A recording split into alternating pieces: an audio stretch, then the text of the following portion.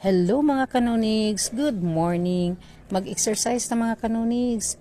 Mao to mga kanonigs no, balik na ra ba ang amuang assessment. So good adtong Saturday mga kanonigs kay nag-start naman pud ang amuang assessment together with our coach. So karon kay ang results ako ang mga kanonigs kay nag-increase man ang ako ang fats from 39 something going to 40 plus. So mo to mga kanonigs no, balik ko sa dating gawi, i-picture kung unsang ako ang take nga mga pagkaon mga kanonigs for 2 days lang man pud siya, tapos isend din ako ang picture sa amo ang coach kay para next na mong assessment murag mao to yung basihan nga mao lang ni dapat ang ako ang intake, mao ni kadaghan dapat ang protein, mao ni kakuan kadaghan ang carbohydrates since nag-reset man gud mi mga kanonigs. So mao nang mag-start pud mi sa kung unsa gyud ang among pangbuhaton.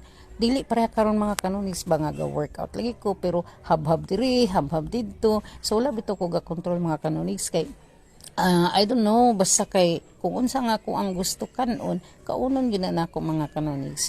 But anyway mga kanonigs no, kung gusto mo mag-workout tapos with assessment sa inyong coach, adto lang mo, bisita lang mo or inquire lang mo mga kanonigs sa Vanguard Athletics dadto sa Uptown.